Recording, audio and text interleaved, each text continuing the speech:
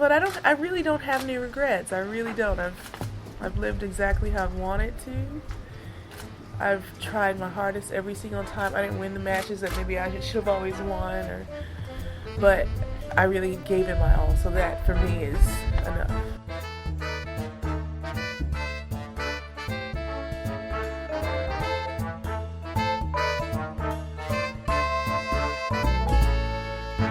Hi everyone, welcome back to The Body Serve. I'm James. I'm Jonathan. Jonathan, welcome back to Toronto. Thank you. I am also back in Toronto. I was in a less glamorous place. We were both in New York, the state of New York. Yes. You've just gotten back from the US Open, and we've got a lot to talk about. I think this will be more of a non-traditional kind of midway Grand Slam wrap, because this is the first time The Body Serve has been at a Grand Slam tournament. It was an experience and a half. I'm sure it was. You were there for 10 days. I can't remember the last time we were apart for 10 days. I feel like it wasn't that long ago, actually. It was one time when you could go back to the US during the pandemic, but I couldn't.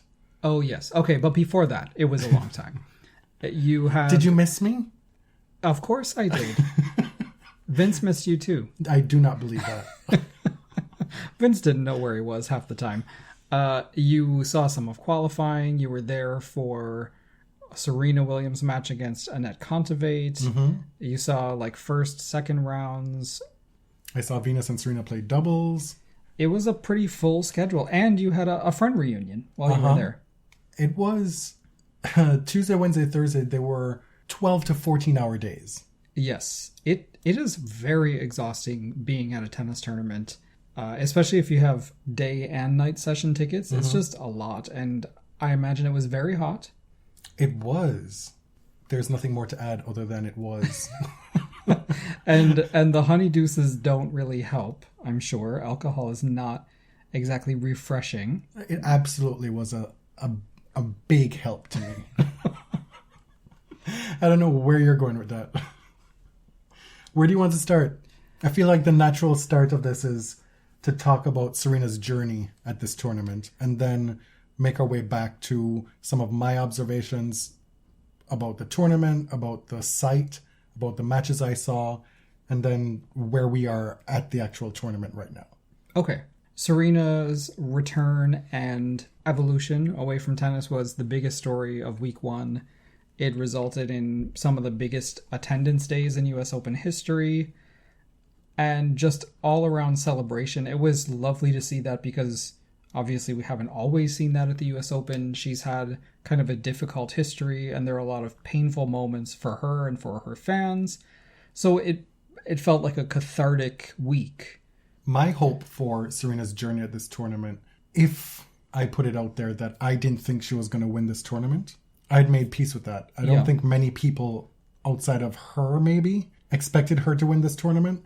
And so for me, it was, can the fans send her off properly? Can her tennis meet the moment?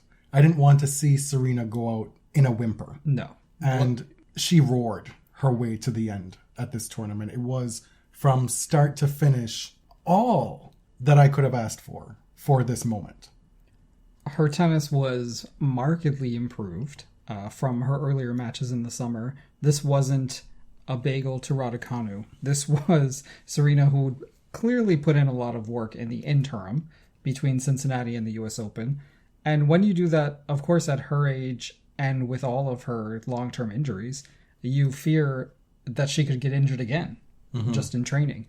But she came out of training quicker. I think that was the most noticeable improvement, that she was just much quicker around the court, which she desperately needed if she wanted to win some matches here. There was still a lot more tension in some of her ground strokes than I would have liked, especially on the forehand. But she got through Kovanic in straight sets, took out the number 2 player in the world in the second round with some stunning tennis. Now, this match was so incredibly tense.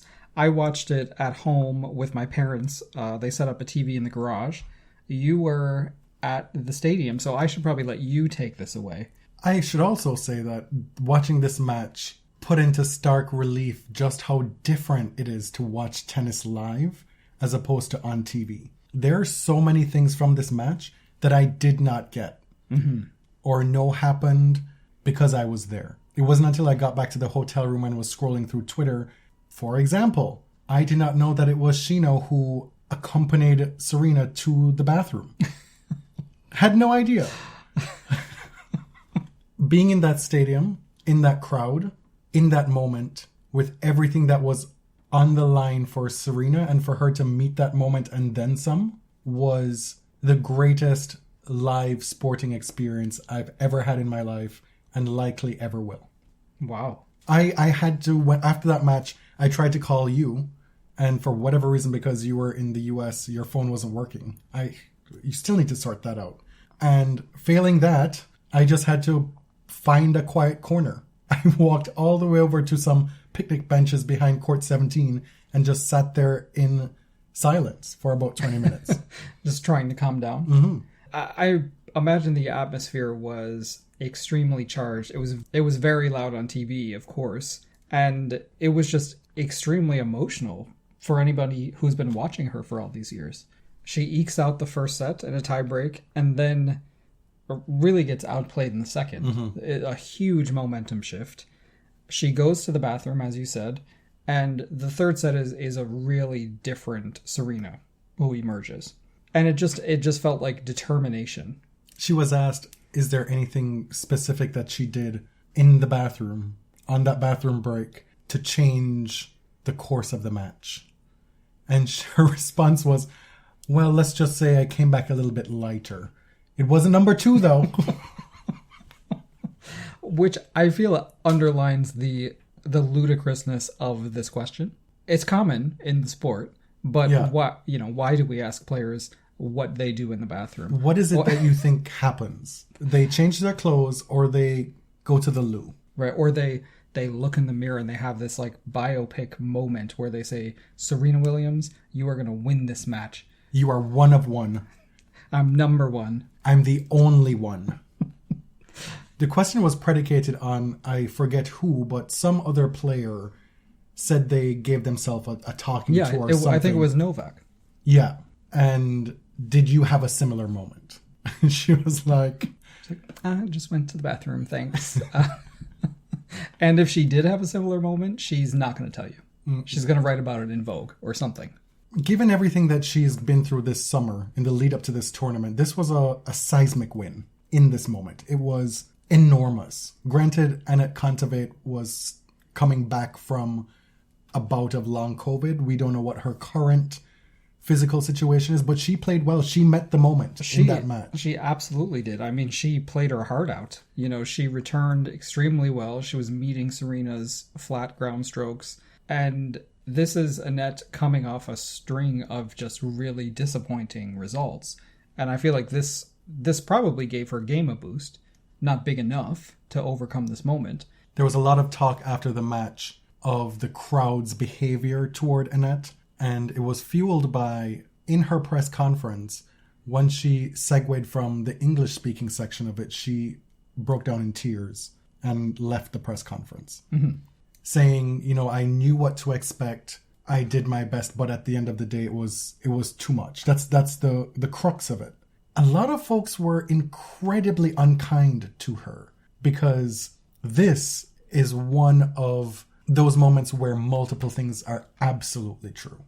Yes, you come into this match after seeing what happened in the first round with Kovanic, and you know what the crowd is going to be like. You prepare yourself for that.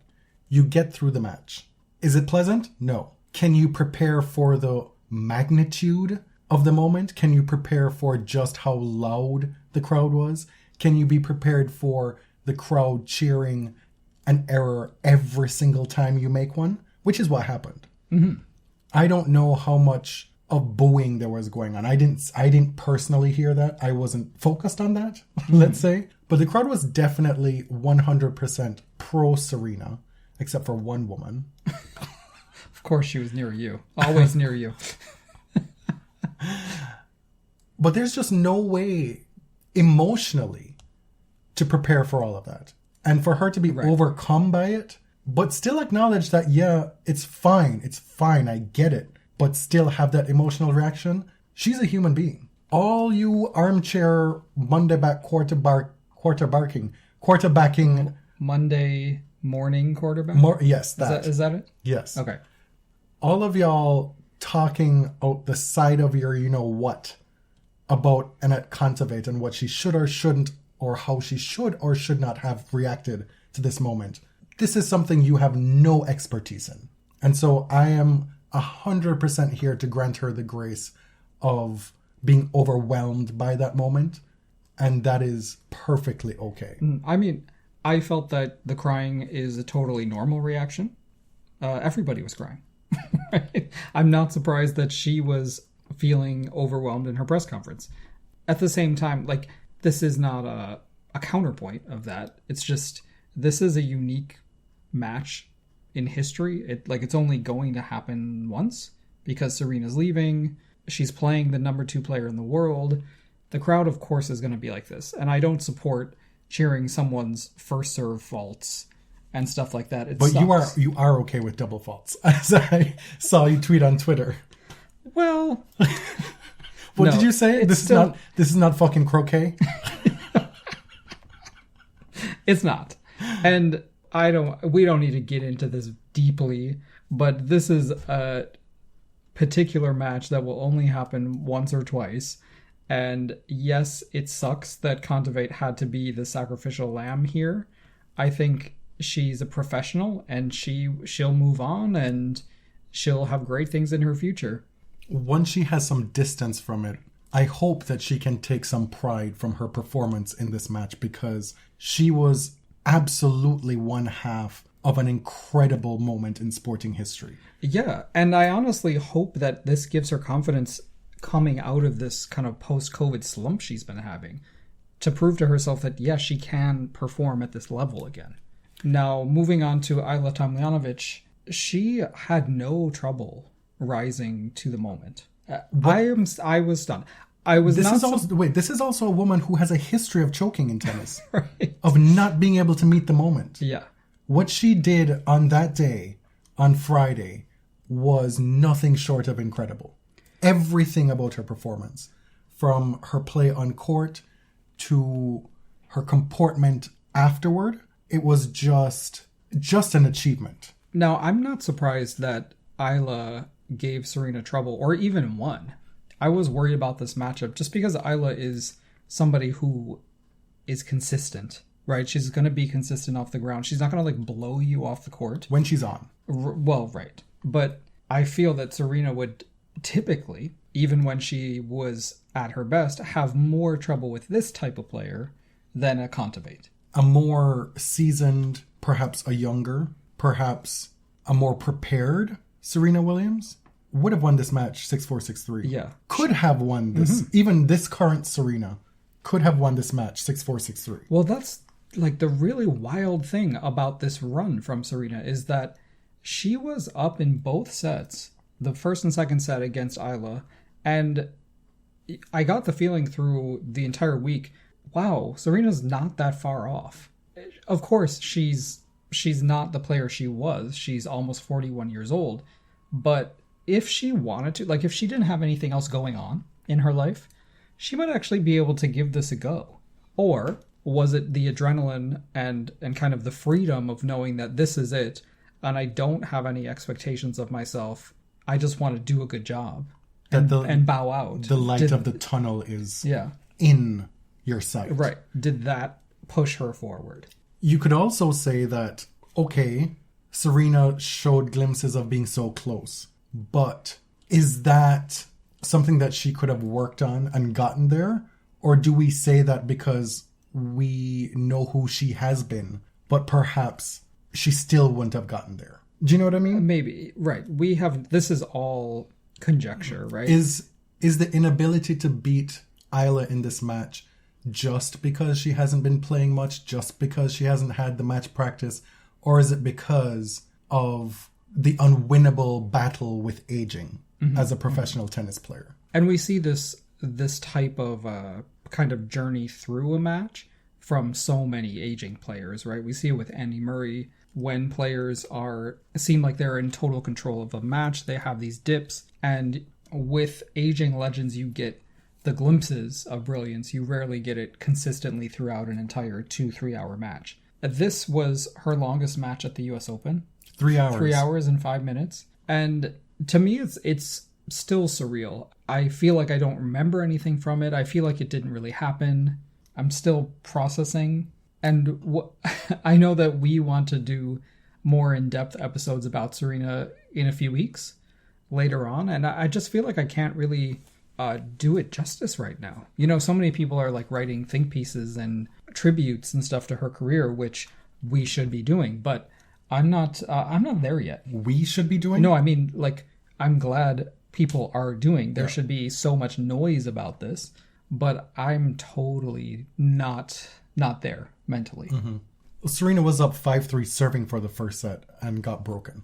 Mm-hmm. Ajla then won, strung together 4 straight games to win that first set. Serena comes back in the second, has huge leads throughout that second set, and Ajla just keeps coming back. Eventually, Serena pulls it out in a tiebreak. And then after that, it's a one-way train in the third set. Until we get to Tomljanovic serving for the match at 5-1. Serena saves 5 match points. This I did not attend this match. I was in my hotel room, and I'm laying there on the bed watching this unfold. And all I can think is, please let this not end in a whimper.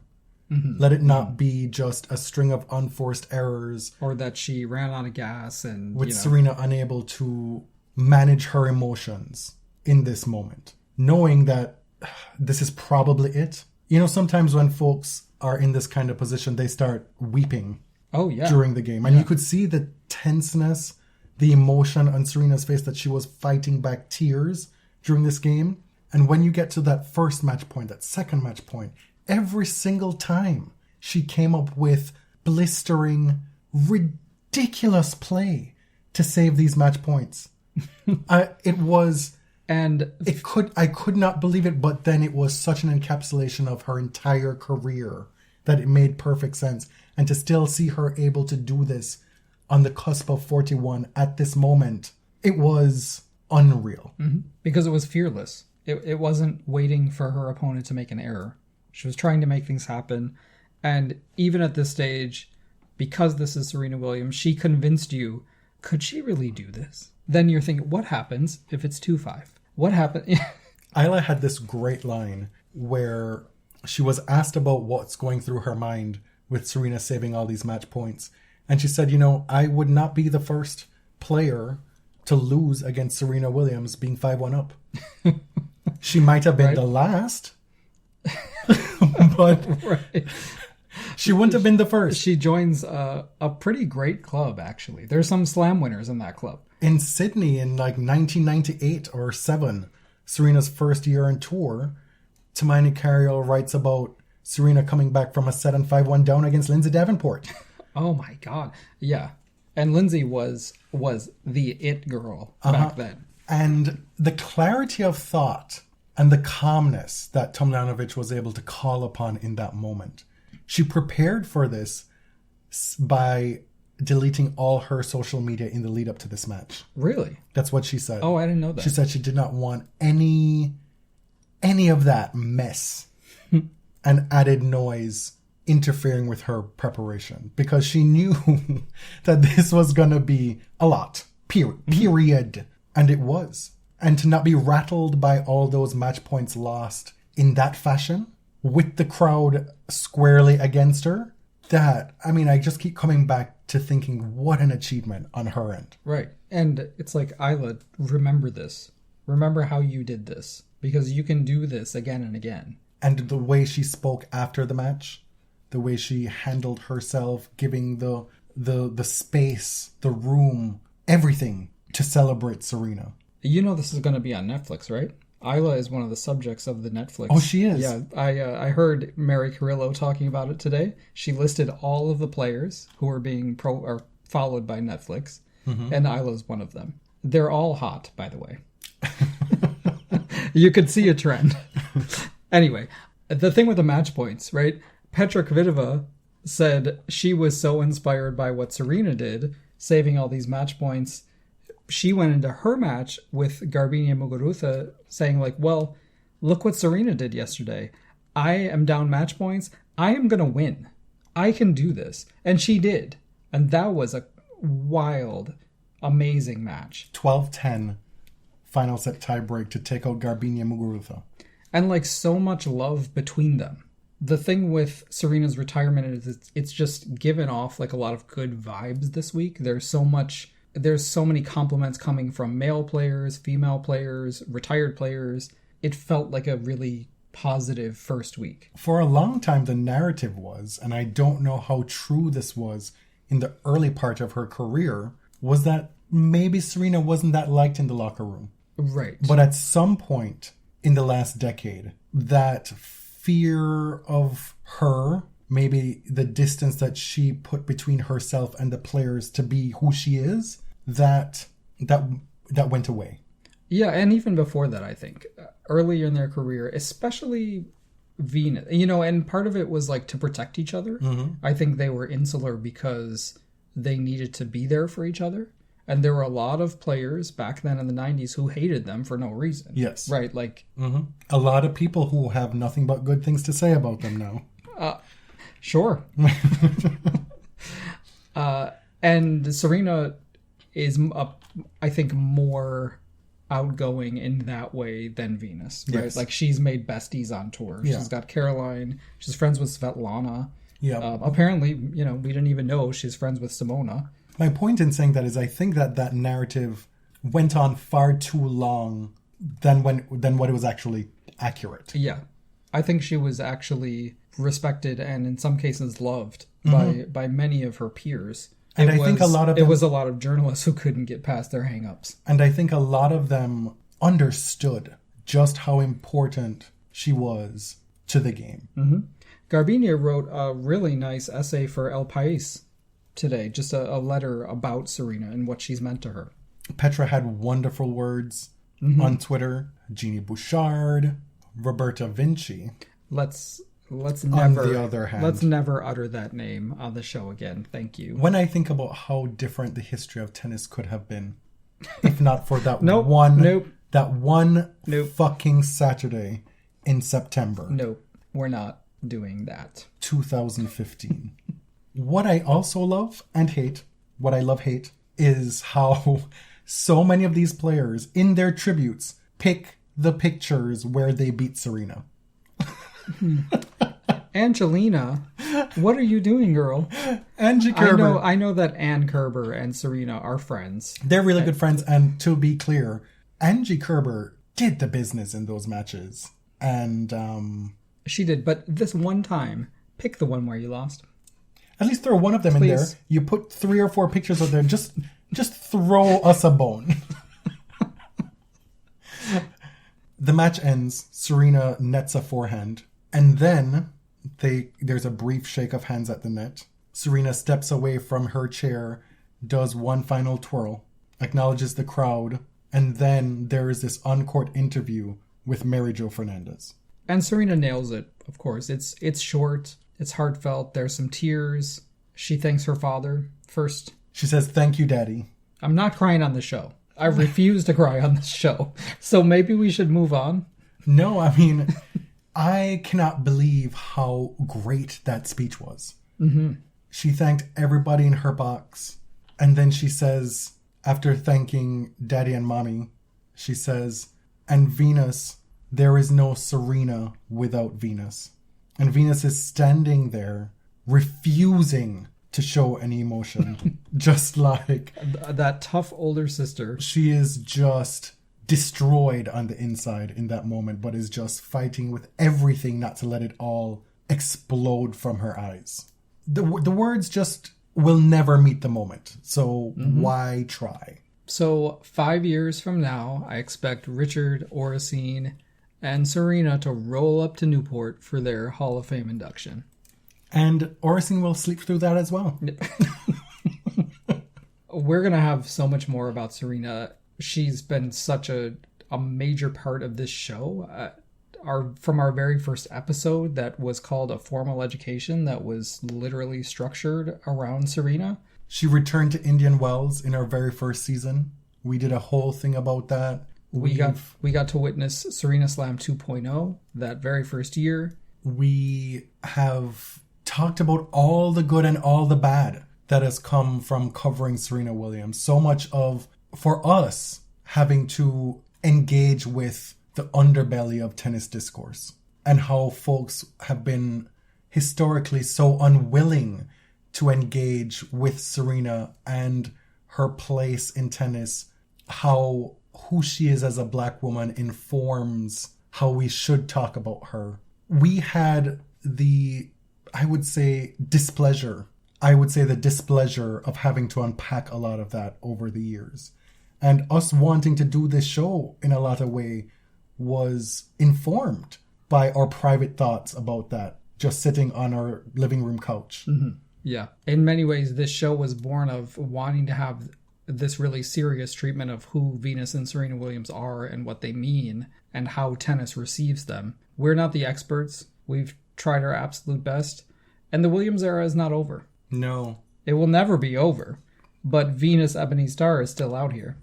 Let's talk about your experience at the U.S. Open. Mm-hmm. As I said, it was our first time at a Grand Slam. I mean, I wasn't there. It was the shows. Let me tell you, I met a lot of people who listened to the show, and everybody asked about you. That is so sweet. Thank you all. Everybody missed you. Let's talk about... Well, you guide us here. You were in New York for about 10 days. Uh-huh. I was thrown by the cost of it. You didn't know New York was expensive? Or the cost of things at the U.S. Open grounds? Both. Okay. So thank you to our listeners for supporting us and allowing us to do this. Yes. Because... finally, we get to do this. You get there and you buy your tickets, and I had tickets for all day Tuesday, Wednesday, Thursday, and then as Serena progresses, the scamming started. Right. And so tickets were then gobbled up in advance to then be resold tenfold for Serena. I didn't fall victim to that. Once I had my moment with her on Wednesday night, I was good. Mm-hmm. I was like, that is something I can never replicate, duplicate, imitate. Like, I was lucky enough to have her first round match in Toronto, and I was tenfold lucky to have this in New York. Mm-hmm. But it's crazy what's going on with these ticket resales. And for the first time, I understood just how complicit a company like Ticketmaster is with this issue. Oh, of course. Don't they profit off it every time? But I didn't know exactly how until Venus and Serena were announced for doubles on the Thursday, and I had a nosebleed seat, and I was like, well, let me get a little bit closer. So I bought my ticket, and then I resold the one that I had. Mm. Listeners, if you've never been through this process, you buy your original ticket, Ticketmaster takes their fees. You resell it, you list it. They say, okay, how much do you want to sell it for? I say $100. They say, okay, well, we'll give you $80 and we'll take $20. So they get fees on the resale too. And then they get fees on the new purchase price. Oh my God. Because then I go look and see what they're actually listing that seat for on their website after I've listed it. Like, it is straight up Putin save a scammery. If it's not one scam, it's another. On the grounds, initially we talked on the previous episode about the honeydew stuff. $22 for a drink, and then you tip. Just $25, right? Yeah. And I was floored.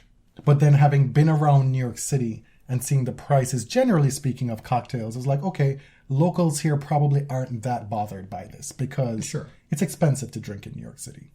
Other observations with the honeydews? After I tracked down the frozen version, which to my knowledge was only available on the grandstand, they had 2 slushy machines. Mm-hmm. A game changer. Oh, that sounds amazing. It was so much better than the original. So if you are still on site, you told me today that they have run out of the commemorative cups that they sell it in. So somebody told me this on Twitter that the souvenir cups are gone. and I glanced over to our kitchen and saw the 7 that I had just washed. So, sorry, but they were bought fair and square with 22 whole American dollars. Thank you to David for getting us the 7th. Oh. Yeah. And thank you for the chat. A real highlight of the trip. Where do you want me to start? Well, yeah, we should have some direction here, right? Let's talk about a few of the matches that jump out to you that you were able to watch while you were there. I got to see Venus on Grandstand, and she lost. She did, yes. To Alison van Uytvanck. And the first set was horrendous. The second set, Venus had real spots of brilliance before eventually losing in a tiebreak. Alison was tearing up the Challenger circuit on grass. She's not coming in totally cold to the U.S. Open. It appeared actually to be a good first-round matchup, because you're facing an unseeded player, you're facing a big hitter, which Venus likes, but unfortunately she did not get through. Yeah, I mean, a set down in the blink of an eye, unable to feel the ball in her racket. You get the sense that there's a disconnect with Venus between how she's practicing and how she's playing these matches, and not winning matches is not helping her at all. Right. Now, were you there for Naomi versus Danielle Collins? I was, and I watched most of that match with our friends that we met in Cincinnati, John and Philip. And all I could think while I was there and all I could feel was a sense of guilt that you were not there. How much I would have How loved much to see it. you would have absolutely enjoyed this. And in that breath, on that note, as much as I talk about how special that Kontaveit match was, truly, I would give that experience to you in a heartbeat. Well, thank you, but you can't. And I know that doesn't... that doesn't... Honestly, after that match, I kind of didn't want to hear about it. I wasn't ready. I was at peace with the fact that I wasn't there, but the FOMO is just a little bit too much at some points. Okay. So I just want you to know that I was thinking of you every step of the way. There will be bittersweet memories. And those are all that I'm taking with me. Please. Now, Danielle was only thinking about blood. Listen. Can I say that? I don't know. You said it. I'm not owning it. If there's, repercussions. Right. Listen, I cannot explain to you how impressive it is to see her power specifically in person. It is relentless. It is effortless. And it is even more on display against somebody like Naomi. After watching Venus and see Venus hit 118 mile an hour serves, and then you watch Naomi Osaka hit a serve and you hear it, and you're like, oh my God, that is 140 miles an hour. And then you look at the speed clock and it says 112, 110, right, 114. Right. And there's this disconnect between what you're seeing and what the clock is saying. And that is something you do not get on TV. At all. Like both the sound and what you see come off the racket? Granted, they were playing indoors that night, so I don't know if that had something to do with it. Rafa was on first. After the first set, I believe they closed the roof because there was inclement weather. That never really came. Right. Very interesting. No, but the ball off Naomi's racket is very explosive in sound and effect. But Danielle, she will hit harder and the ball will just make the sweetest, soft sound off her racket. And the ball just is traveling through the court. And so having that contrast with two power players unleashing their power in different ways was a treat to watch. Danielle is still alive in this tournament. We watched her play Cornet last night on TV, hitting damn near 50 winners in a 2-set match.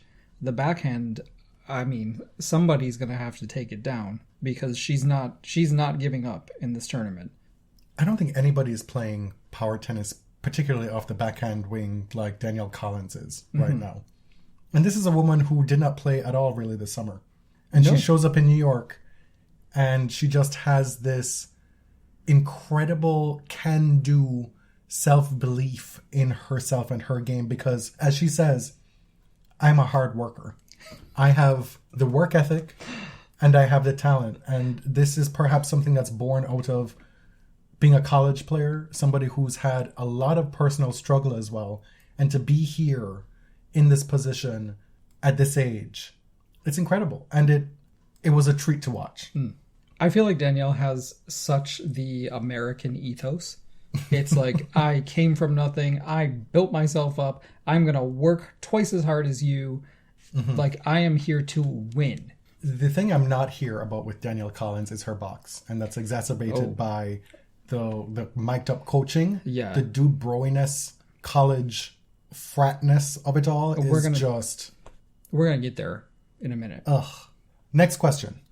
Well, who else did you see? You watched Ostapenko, which you told me was an incredible experience in person. And we have seen her before, but she drew Zhang Qinwen in the first round, right? So you saw that match. Yeah, I mean, I saw her in Toronto as well and thoroughly enjoyed that as well. Yes.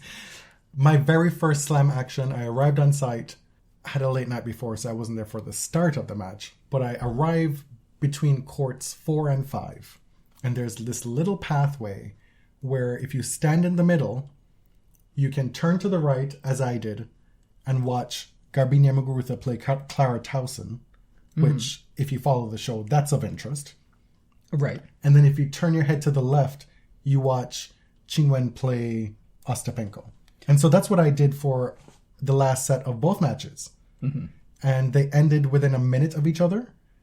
And while Muguruza got the job done, Ostapenko did not. And she was not happy.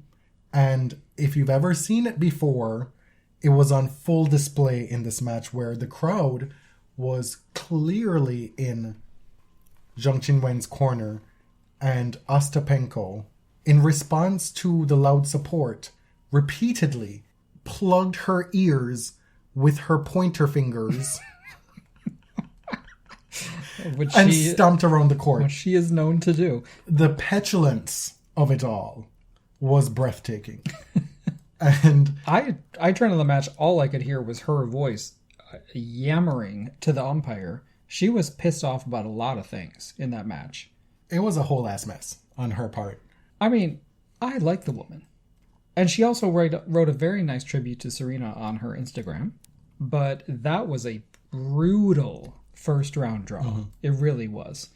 That was also the first time I met TBS listeners at the tournament. And I'm just standing there. It was probably aided because I had the TBS tote on. So I was identifiable. But like within a minute, 3 people came up to me and it's like, hey, are you Jonathan? And then I was thinking to myself, this is so weird. I'm not used to this. And then I thought about it. And it's like, where am I exactly? I am at Garbiñe Muguruza and Clara Towson, as well as Qinwen and Ostapenko. Like this is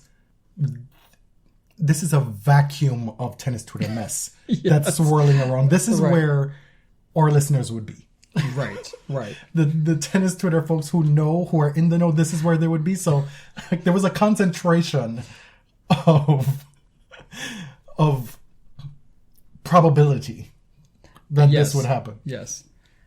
Zhang, Harper's Bazaar released a photo shoot with Zhang to coincide with the US Open that was just stunning. Absolutely gorgeous, cool photos. And the read on her at the moment is really like her star is rising very, very quickly. Like the tennis world wants her to happen. You do not want to see her in your draw. Right. And I think that she is going to happen. But she did lose in the third round here to Yulia Niemeyer, who is another person who is about to happen. Right, is happening. I tweeted last night that I cannot see that name in writing without thinking Tu Wang Fu, thanks for everything, Julie Newmar. And I will forever associate that with this young German woman.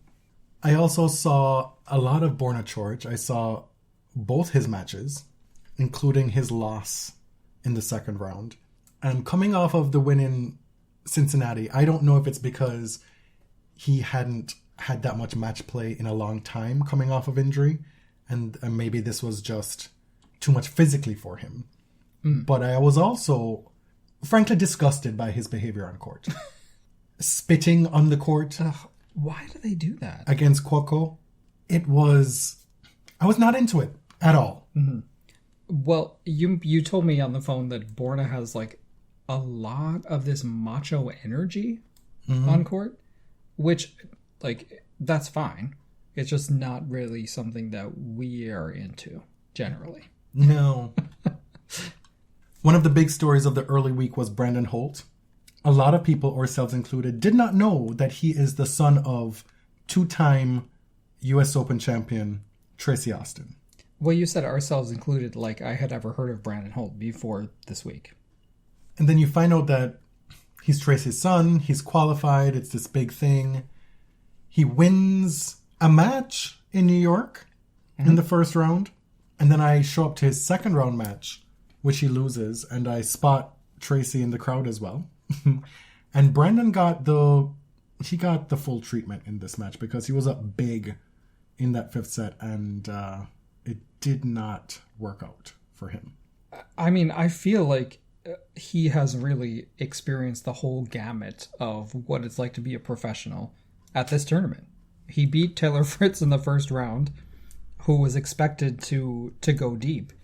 And then he lost in 5 sets against Kachin after having a big lead.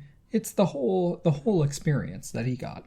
I saw Alejandro Davidovich Fokina play against Marton Fucsovics, and it looked like there was virtually nothing between the two players if you watch that match.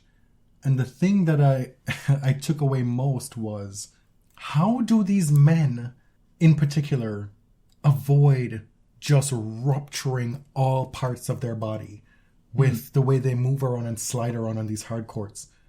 The stretches and the lunges and I was hurting from just watching it. It does not feel safe when you watch it. Davidovich he's a good example because he actually does some splits and he takes tumbles and stuff, but the number of players who slide on hard courts, it's scary. When Kim Clijsters did it, she was like, it was notable because not everybody did that. Right, but hers was graceful and didn't really feel violent. Sure, but like hard courts are not made for sliding. They're not, but I'm telling you, this stuff was violent. They were attacking their bodies repeatedly. That's just not sustainable behavior, I don't think. So everybody always wants to know at the U.S. Open, like, oh, what did you think of Arthur Ashe Stadium? And I feel like most people's answers are the same. I thought multiple things, and I think it depends on where you're sitting. Okay. My first experience was in the day session, and it wasn't as full, so there wasn't as much action and people walking around.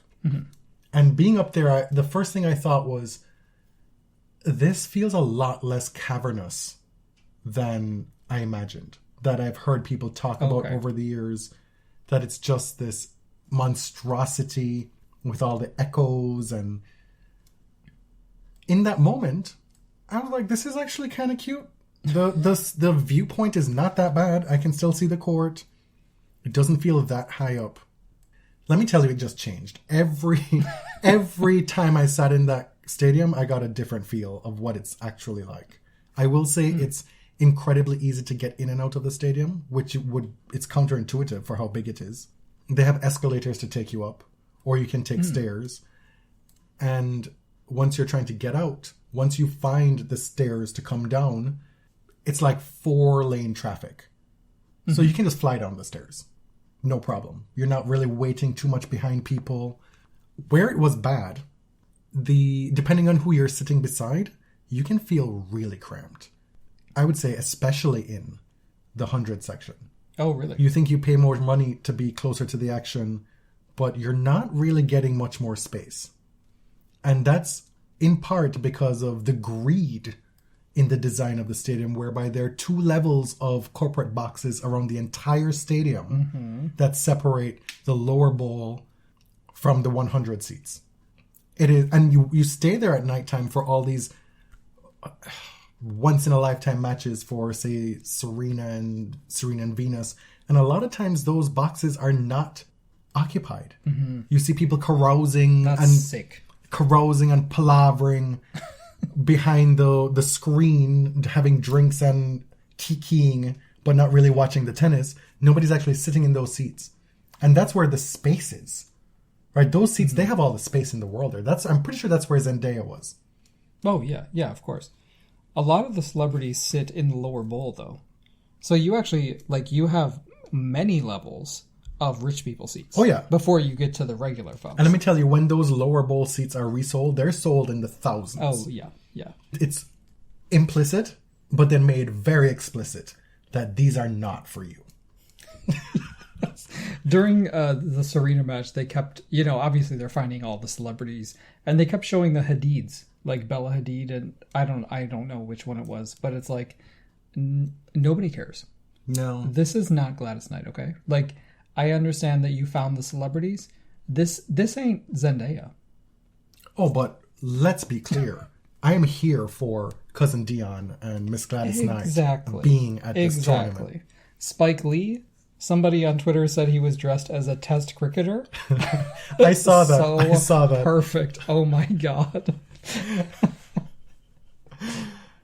But then you get to night tennis, and the absolute worst experience was watching Serena and Venus play doubles, and then afterward Rafa against Fonini. Mm-hmm. It's the wild, wild west in the 300s. Right. There's nobody patrolling who is walking up and down in between changeovers. You're lucky if you get 2 uninterrupted points per game.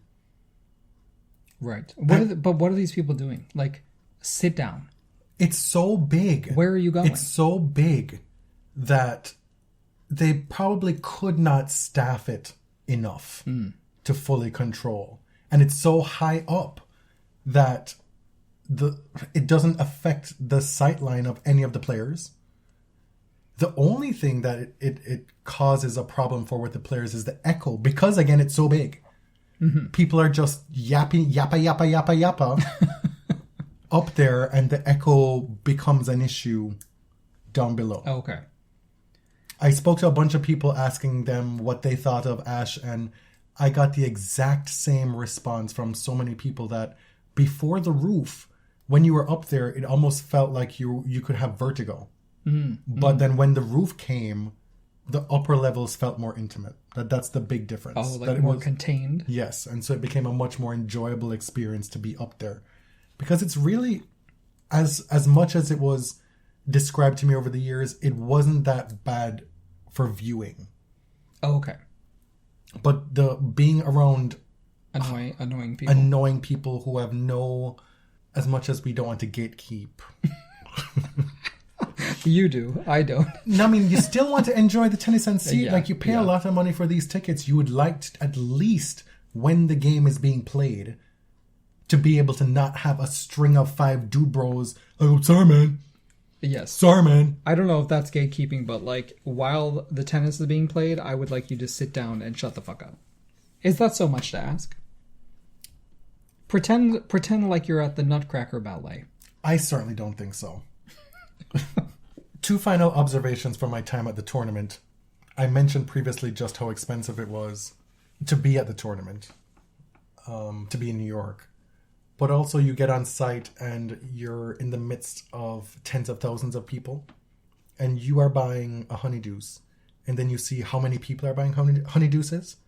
And I got to doing some math.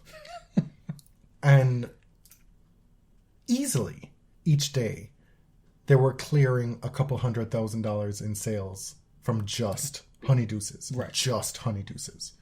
Say nothing of the food, which you could go for a piece of naan bread that was $3.50, to some chicken masala at the curry shop for $15. Or you could do Karilla, which is a Korean vendor, and you spend $24 for some bulgogi or a chicken bowl, a pork bowl. You could buy a pizza, a personalized pizza for $18. You could buy chicken tenders and fries for $16. A Coke is, I believe, $8. Stop. $8? Is it Mexican gulp? Like a big gulp, like a big gulp kind of thing. Big gulp. You can buy a small Evian bottle of water for $6, or you can buy a big one for $8. Do they have water fountains though? Yes. Okay, because like you have to give people water. Yes. They have Alex Guarnaschelli, who's like a celebrity chef who I follow on TikTok. She's leading like all of these restaurants at the US Open, like all of these concepts. There's the Mojito restaurant. There is the one, what is it called? Flair or something like that? That's where I met Jackie. Shout out to you and your sister, by the Cadillac building or something. Yeah, so there are these like sit-down restaurant areas where you can get waited on if you want. But then the food court has all these options. So realistically, you're spending $15 to $24 per meal just for the food. And then you buy a drink. If you buy a drink, it's $14.50 for a draft or a big can of beer. And then the cocktails range from $17 to $22 for the honeydews. Wow. It's to be expected at a stadium, right? Right, but I'm just saying on that scale, the amount of money that this tournament generates, it's just... Are you saying that they make so much money they don't really need to be begging Nick Kyrgios for scraps? No, you didn't. I said that, to be clear. They don't need to be circulating Nick Kyrgios spitting videos for clicks to make revenue. It's just it's disgusting to me, frankly. It's... I feel like there should be some academic study using the US Open specifically to just put capitalism into relief. Or to show how inaccessible tennis can be to regular people who, most Americans live paycheck to paycheck. Yeah. That said, the site is very accessible. Wow. You can get there by train very easily or the Long Island Railroad. Right. I haven't been to New York since 2015. I did not know that they still had $1 pizza in this economy. I had it. I thought it was a myth. I definitely had it. And the last thing I want to say is that I was pretty impressed by the merch on site. It was everywhere. You could get anything pretty much anywhere. In the stadium, outside the stadium, individual kiosks, multiple actual stores. And that was actually fairly affordable. Most places, you'll get charged more than $35 for a t-shirt. Right. And the designs were really nice. I don't know what they've been like in years prior, but the logo design this year was cute. Yeah, the poster art was beautiful this year. I don't always like buying t-shirts because the fits are so variable, but this stuff fit really good. All right. As we speak, we've just been alerted by your mother that Nick Kyrgios is dropping F-bombs. On live television. And what else is new?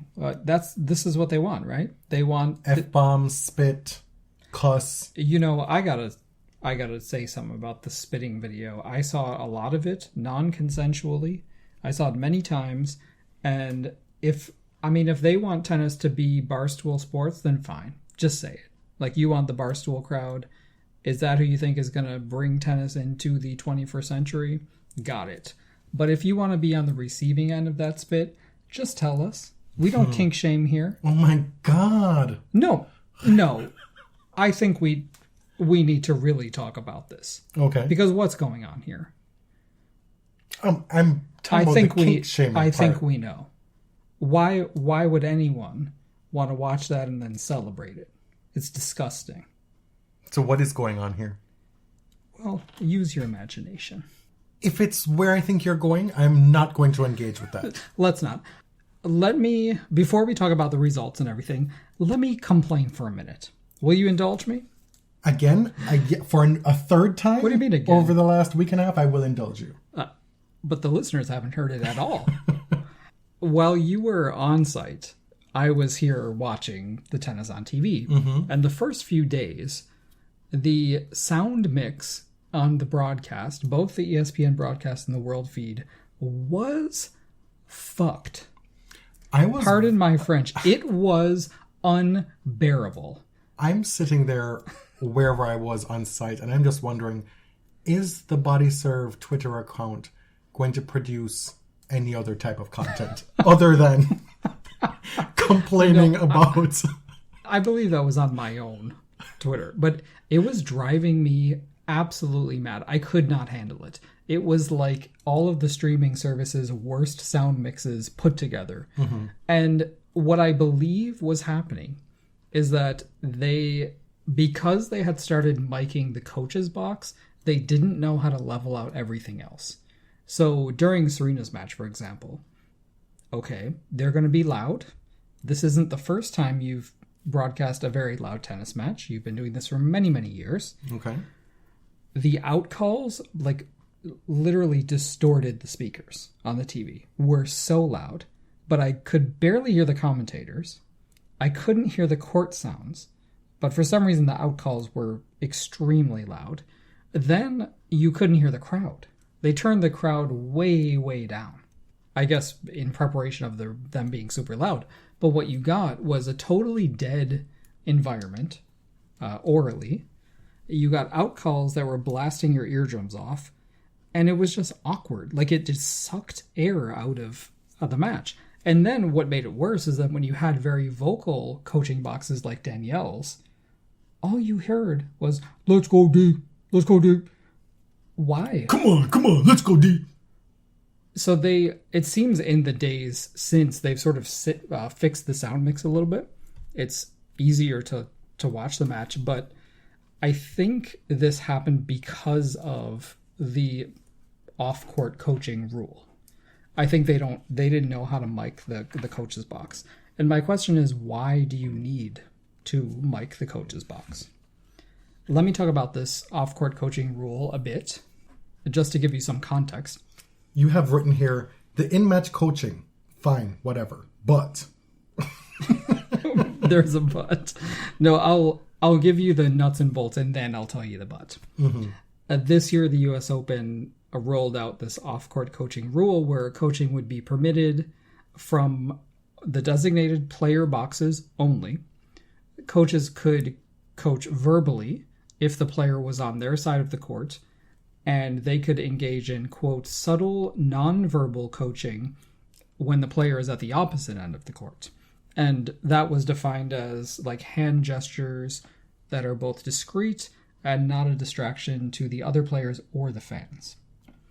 And this is addressing basically the constant endemic coaching in tennis when it has been banned for many, many years. It is so clear when you're walking around the outer courts of any tournament, when you don't know who is who, but you can guess based on how they're dressed.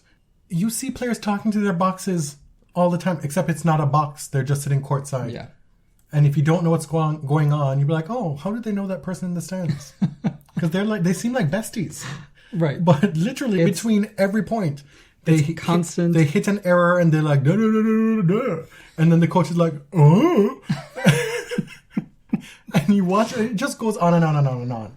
So we don't get a lot of those broadcasts on TV. We get a lot of the big stadiums. Mm-hmm. And it feels like a lot more of a disadvantage for one player over another when you see it on that big stage, right? But right. To be clear, this has happened from when there were juniors to college players to ITF challengers, when they're down in the rankings and only playing outer courts. Everybody gets coaching. If you have a coach. Yes, everybody gets coaching. Now, in the rules, players can't actually speak to their coaches or have a conversation. This is supposed to be one way. It's essentially a way to mitigate what's already happening. Fine. Billie Jean King loves it. Certain active players hate it.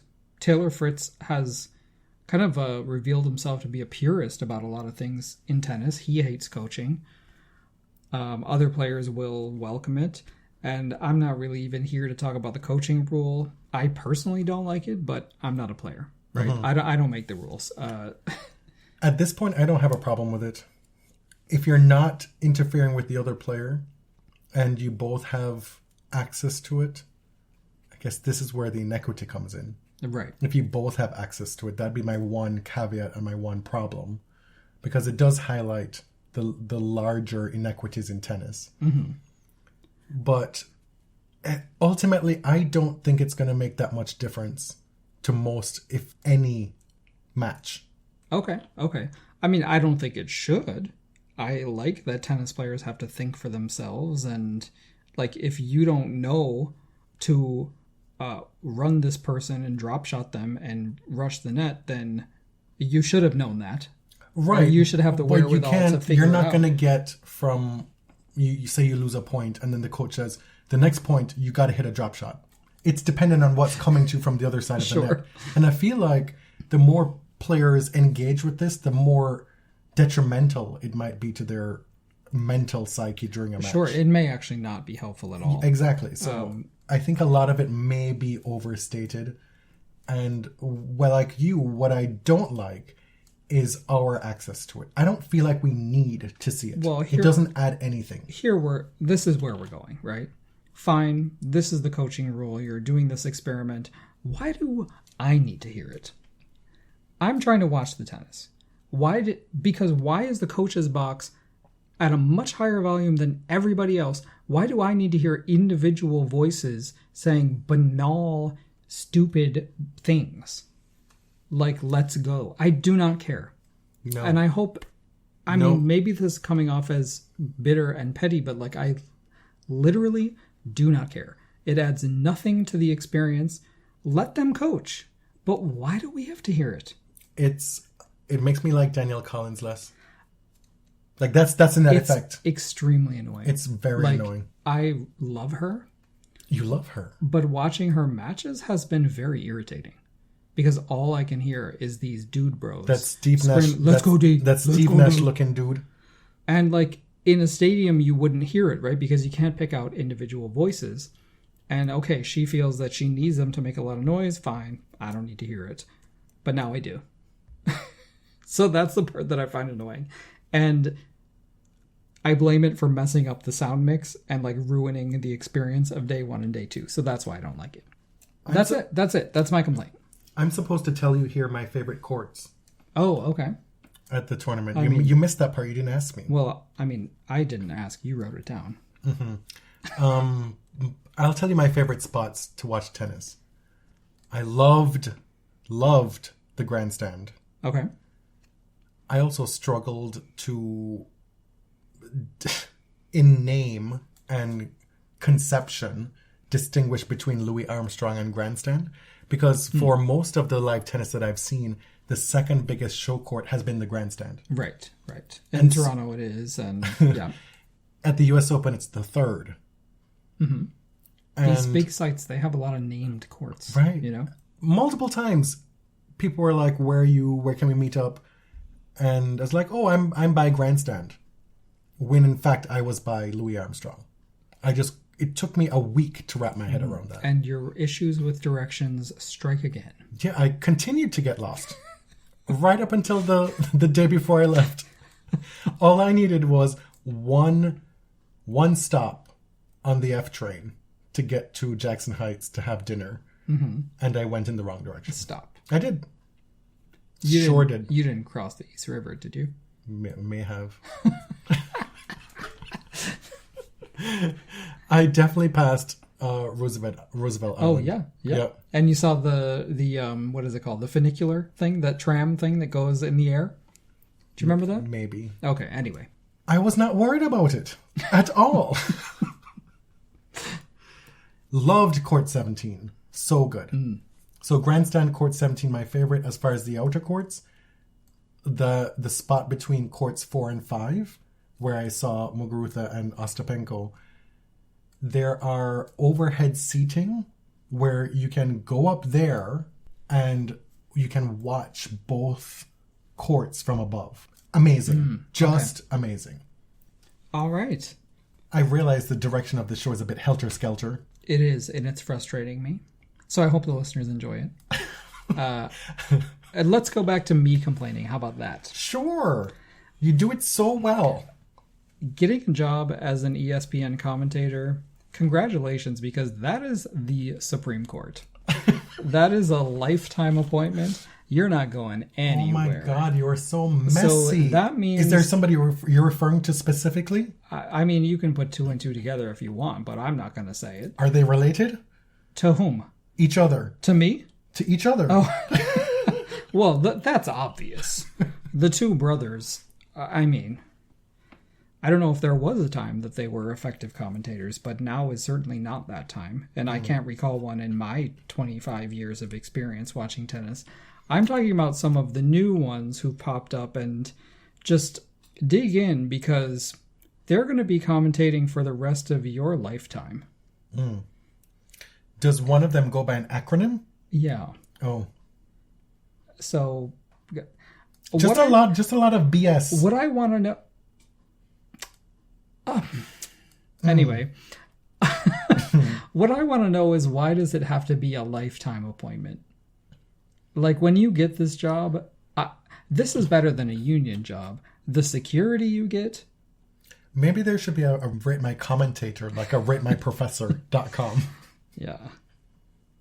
I'm so grateful for having a Bell Media account in Canada, where we can always access the world feed legally, like as part of the subscription. So that is not always better. If I can switch over to Lindsay Davenport, Chanda Rubin, Mary Carrillo, thank God. Because I watch Rafa every single match, and guess who's always commentating Rafa? Always the brothers and somebody else. Last night we were watching... I believe we were watching Danielle. The Corny Collins show. Cornet Collins. And there was a pivot from the booth to courtside for Miss Acronym. And you were like, oh, no. This is the last straw. I will not abide this. And so I switched it. We missed like 3 games because you had to find a new stream. Anyway, that's enough. You put on this agenda because this is obviously a Bill Gates podcast bought and paid for by Big Pharma, by the modern... What do they call that? The, like, internationalist... What is the anti-Semitic shit that they say about George Soros? I don't know. Anyway, Moderna is a sponsor/partner of the U.S. Open. Yeah, they have a Moderna booth on site. It's all over the courts, the signage... And what is the Moderna booth on site doing exactly? Are they like shooting darts of vaccine into you as you walk by? I must have dodged those, or they must have known that I was already Pfizered up. I don't know exactly what they were doing. My bandwidth did not allow. I had a lot going on, but I did notice them. Yes. Billie Jean King did a commercial for Moderna that I've seen on TV. This has... Obviously, I mean, the stories write themselves. This has spurred a million conspiracy theories about Novak Djokovic's absence. Well, no wonder he's not allowed in to play the U.S. Open, because Moderna and Billie Jean King... And Bill Gates and the president of the United States, Rafael Nadal, have barred him from the U.S. Open. I feel that Rihanna has something to do with this. I just can't put my finger on it.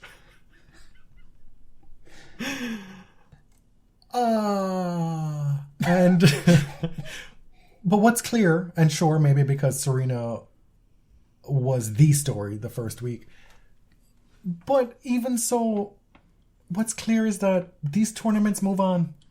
They do. They move on. Like, no one player is bigger than the sport. They are... Well, that's not true.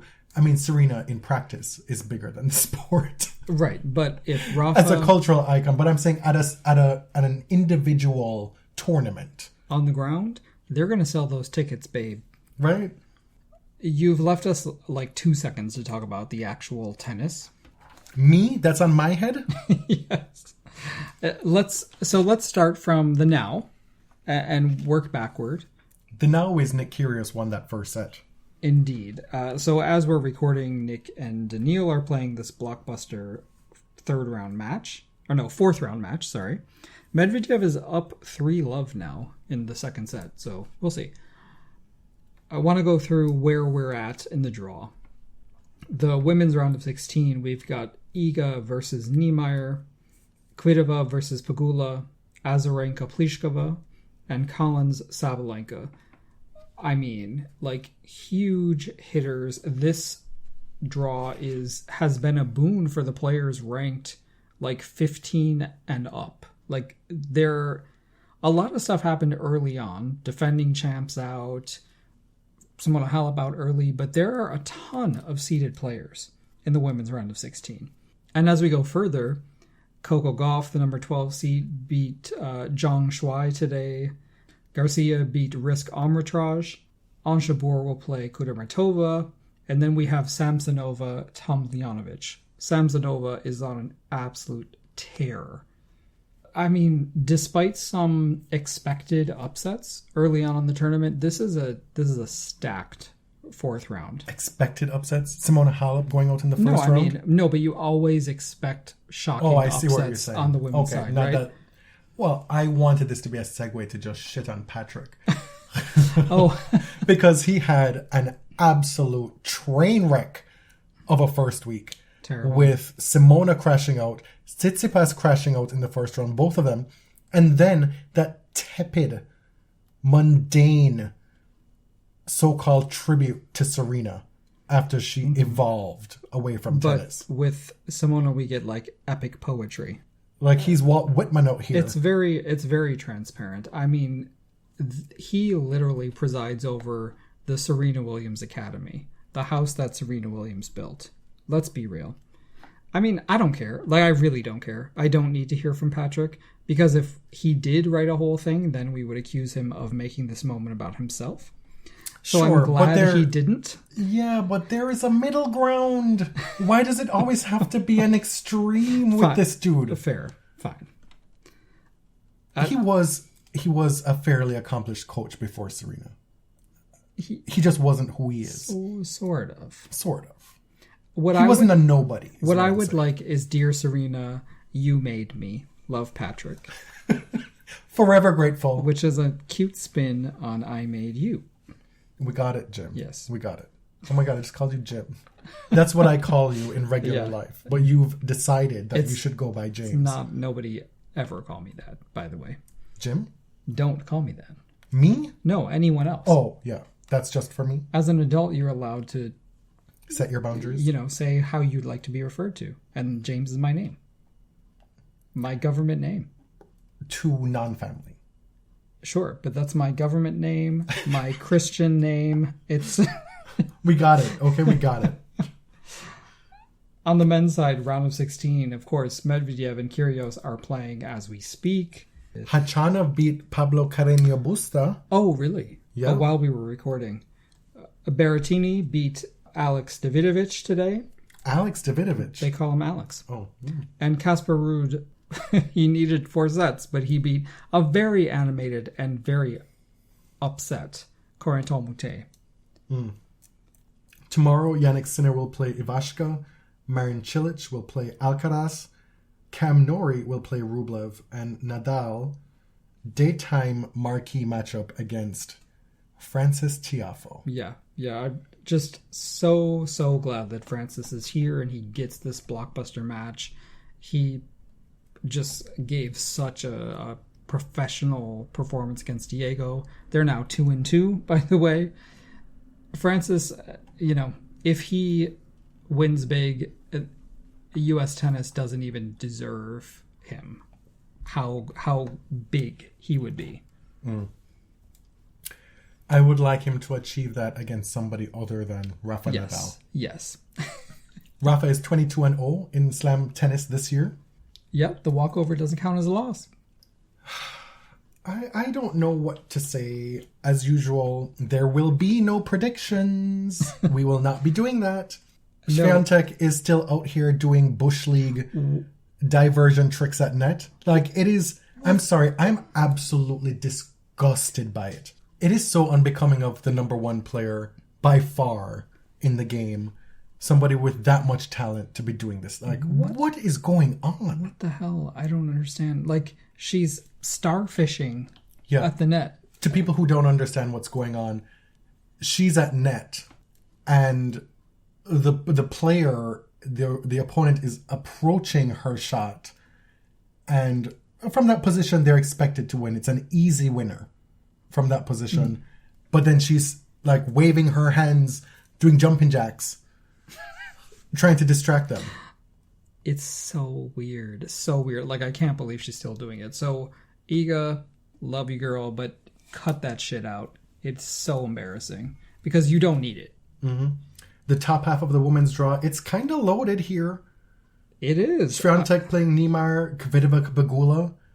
Petra hasn't always or ever really done well in New York, but she is. But it really feels like something is fueling her here. And she did well in Cincinnati as well. Yes. Pagula is top 3 in the race on the WTA Tour. Azarenka, you know she loves New York. She's doing really well again here. Unbothered in her first 3 matches. Mm-hmm. And feeling very much like a leader politically and socially on the tour. And that's something that we will talk about in more detail on the next episode. I know that's really, really important stuff. Karolina Pliskova beat Bencic in the 3rd round. Bencic loved these courts, of course. Mm-hmm. Pliskova gave this very evil grin in the first set, and it was just an indication like, I got you, girl. I might lose this set, but it's over. Thank you, Miss Pliskova, for your service. I'm kind of sad that Collins and Sabalenka have to face off now. It's going to be a really tough out for Danielle. I want her to win. I want her to go far, but she has never beaten Sabalenka. It's a big ask, but she's in really great form. And then Coco, is she following up the French Open? Is she following up being world number 1 in doubles with solidifying her position in the top 10? She's provisionally top 10 right now, but that depends on her further results at this tournament as well as what other people do. Is this another step? I just gotta say, I don't know who's gonna win, but it's very exciting to see Coco and Caroline Garcia play each other when they're both in such good form. Yeah. And I wish it were a final. I really wish it wasn't right now. Caroline, this is her 2nd ever Slam quarterfinal at 28 years old. Somebody who was earmarked for world number 1 by Andy Murray. Right. Somebody whose talent has been so obvious for so long that she's having this stretch. It's great. Yeah. And on the men's side, Andrei Rublev gutted out this 5th set win against Denis Shapovalov yesterday. He plays Cam Norrie, who beat Rune, who was accusing him of gamesmanship by catching his ball toss a bunch of times. Which I will, to be fair, is a thing that some people do.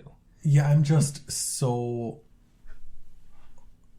overcome by the weight of knowing that there's still a decade of dealing with this dude. To be fair, he didn't give us like a 5-step Instagram diatribe about somebody screaming "yeah" in his face after this match. He moved on gracefully this time. There's a lot of one of the big indie picks to win this title is Samsonova, and we have to issue a correction because we've been pronouncing her name incorrectly. Oh, did you do it already? You just corrected episode? me. Yeah. I didn't know that. Yeah, we've been so wrong about that for so long. Okay. Privately, we call her Suitcase Girl. Well, I've said it on the show before. Samsonite. Suitcase Girl. Yeah, but she's Samsonova. All right, got it. I won't make the mistake again. And maybe Isla will put all the haters in place by following up that big win with something really special here in New York. Because that seems to be the only tolerable way that somebody can beat your fave. Correct. If they don't waste the opportunity. Absolutely. You really diverted that from the men, didn't you? Oh, I did? Berrettini, I will say I've been off the Berrettini train for a while now. I will say that I enjoyed watching him play live. I saw him on Grandstand. The variety in his game is so much more apparent live than it is on TV. He's got great feel, great touch, good volleying, lots of spins, cute spins, especially off the backhand side. But that also is a byproduct of having a weak backhand. Mm-hmm. I really enjoyed the match versus Davidovich today. I really wanted Davidovich to pull that out. He has so much charisma and he's doing so much. He has a lot of variety. He's doing these splits on court, falling over. I mean, he's famous for falling over. He has a dog adoption business. It just feels like somebody like Davidovich could be a big star. It's just that... No. It's just that tennis doesn't invest in that many players at a time. They pick a few. Tennis the establishment, yes. Tennis the commentariat, tennis the fandom. The establishment, the PR wings of all the major networks and tours, they pick a few players and shove them down your throats. Right, and not the ones that you find personally hot. No. The ones that I find have a personality, have a game that I want to watch. And are hot. Sure. But it doesn't have to be all Kyrgios all the time.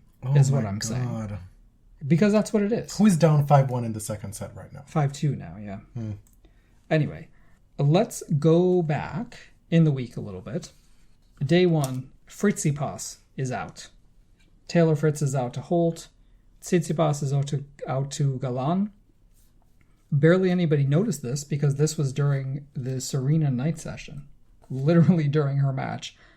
Reporters were asking, what's happening with Tsitsipas? And I'm like, I don't know. You tell me. Aren't you there? Nadal has, he had very slow starts against Hijikata, against Fognini. Things were looking very hairy against Fabio. He looked poor at certain spots. I mean, you were there, right? For that one? Some of it. Okay. There's scar tissue there for Rafa fans. Yes. I don't care how long in the tooth Fabio is, how unimpressive his recent results have been, how much of a mercurial player he is. He will always be the player who beat Rafa from 2 sets down on Arthur Ashe. And we will always remember that. Yeah. There seemed to be a lot of nerves coming from Rafa and just a lack of confidence for a lot of that match for most of the first 2 sets. And of course, there's also this anxiety about his injury and how, he's changed his service motion to accommodate the stomach thing. He hasn't played many matches. And we underestimate how much that is a burden because he does it so frequently. Later on in this Fognini match, something truly shocking happens. He bounces the racket off the court and it hits him in the bridge of his nose. I saw a lot at the tennis while I was there and I saw that as well. Yeah. And I texted you, I think, in the moment. I said, because we were like, what is happening? I was like, what just happened here? Did he really just hit himself in the face with his racket? Because from where you were sitting, you probably couldn't actually see what was going on, right? I was sitting behind the baseline at a slight angle to the right, and Rafa was at my baseline. I saw it happen in front of me looking down. Granted, I was in the 300s. But for me, when he got up immediately, dropped the racket and went and laid down, that was the first thing that came to my mind, having watched the point. And you sit there and you just think, my God, is his slam season over because of another injury this time as freakish as they come? Right. Because he didn't just lay down. He basically collapsed at his chair. He tossed his racket, walked to the chair, kind of collapsed and laid down on the court. And then the TV camera, which you couldn't see, zoomed in and showed all of this blood coming out of his nose. Right. And it turned out the cut doesn't actually look as bad as it initially looked like on TV, just because it was fresh. And when he came back up, you don't know, does he have a concussion? Like, is he even going to put a ball on the court? Because the camera zooms in on his face, and his eyes look like they're on another planet. A couple days later, he wins his third round match against Richard Gasquet. He's now 18-0 against Gasquet. 6-love, 6-1. 7-5, right? Something like that. It was. Yes. Yeah. The sets got progressively tighter. How could it not? After the first two. And he was interviewed afterward, and he quipped that, yes, the nose is still there, thankfully, but just a little bit bigger. It could have been really bad. It could have been a concussion. Mm-hmm. And at that moment, if you can't continue, your season is over. What else? Just quickly, Medvedev has been flying through this first week, but now he has a blockbuster 4th round match against Kyrgios, which we're currently following the score for. You will know what happens. Medvedev followed Serena on 2 nights on Arthur Ashe. That is not a big deal, so we're not even going to address that. Despite the kudos that some wanted to heap upon him, it just calls to mind... Please. It calls to mind how quick we are to heap praise on men for, if not just doing the bare minimum, just simply not being assholes. Yes. Yes, you're speechless. I am, because, congrats, Danielle Medvedev, for knowing your place. And he was great. And he did. He was great. And that's fine. We just don't need to comment on it. It was weird. On the women's side, it's redundant to say that it's wide open, but the defending champ went out in the first round to Cornet. Simona Halep went out, who a lot of people thought was a real contender for this title. However, she has a horrible record at the US Open, as we know. And I'm not saying that to be mean, but it should have probably tempered a lot of people's expectations, even though she won Toronto. Beatriz Haddad-Maia loses to Bianca Andreescu, which I think tells you a lot about success on the tour versus success at the slams. There's a really different mentality, and Bianca's won here before. Her success on the tour has been fairly recent as well. Yes. So perhaps she will still translate to slams. Right. I thought that Haddad-Maia would beat Bianca, and Bianca won pretty straightforwardly. But then she ran into Air Garcia. She ran into Fly with Caro. She ran into Turbo Speed. Freight Train. French Express. That was over in a flash. Yeah. But in this first week, you get, the defending champion, the most recent U.S. Open champions all out early. By the 3rd round, there were no former champions in the draw left. And by that, you mean Raducanu and Fernandez out both very early. So the runner-up last year, Fernandez is out early. Bianca's out. Serena's out. Now they're... Emma is out as well. That's what I said. Oh, I missed that. I must not have been paying good attention. The defending champion. Okay. Remember, Layla did not win. You didn't say her by her name, though. Layla did not win last year. Call her by her name. Okay. But the point is, and then you had the number 2 through 4 seeds out by the 3rd round, right? Kontaveit, Sakari, and Badosa. But you get around... All not surprising, though. Right. And what I'm saying is that you get a round of 16 that's actually very, very strong. And kind of what's been happening. Right. This one's more so than a lot of those times because there are a lot of names that we're familiar with. Mm-hmm. But this is the WTA. Yeah. What I'm saying is that this is not chaotic, right? You're actually getting a round of 16 that's pretty true to form and really impressive. 2 shout-outs before we end the episode. One to Alizé Cornet. Not pronounced Alizé Cornet. For some reason, all of the Brits have formed a consensus around the incorrect pronunciation of her name.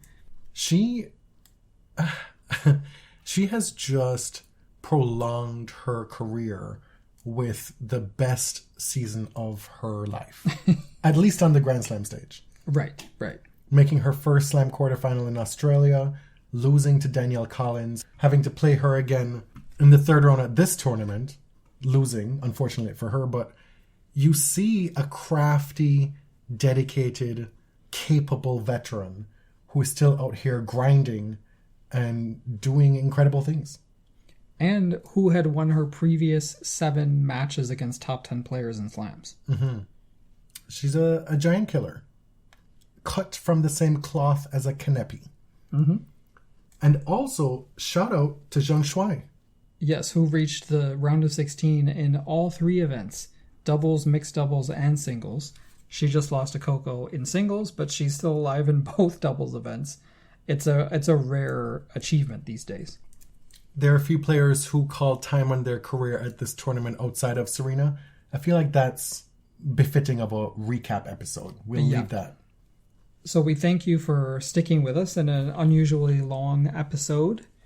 It'll be like maybe 15 to 20 minutes over our average 71.5 we'll see after editing. minutes. We'll see what comes off. You're very non-judicious with your chopping in the editing process. You're just like, nope, gone.